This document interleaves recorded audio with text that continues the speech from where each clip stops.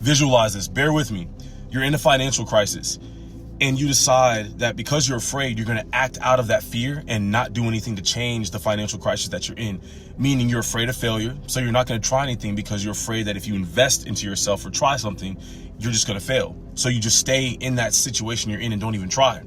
Or you get to the point to where you're about to make a decision and make a change, and you decide, you know what, I'm going to go think about this a little bit more. I'm going to go sit in my uncomfortability and in my fear and just think about it more and give myself more reasons as to why I'm not going to take a leap of faith and try something different. Think about that.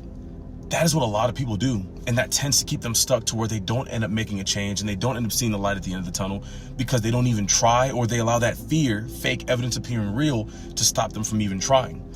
Now, I'm not discounting the fact that in a majority of those positions, fear is a very real thing and you're going to be afraid. But think about how working against yourself that sounds. You're so afraid of change happening, you're so afraid of failing that you're willing to not even try. You're willing to continue to think yourself out of making a decision that could potentially change your family's life or change the trajectory that you were on. That is what a lot of people do.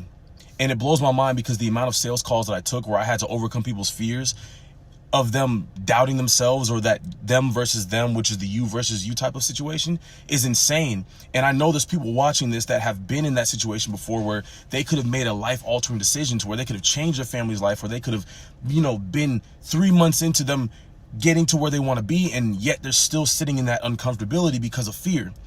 Do not allow this fear to continue to keep you stuck. I talk about God a lot because he has literally shown me that in my fear, I can still trust in him and take the steps that's necessary every single day to make sure that I at least get somewhere rather than where I used to be. Do not allow fear to continue to hold you back. Do not allow fear to cause you to doubt yourself, because that's exactly what the enemy wants. For you to fear the change that's going to happen and for you to feel like you're never going to get there. Well, I have something for you.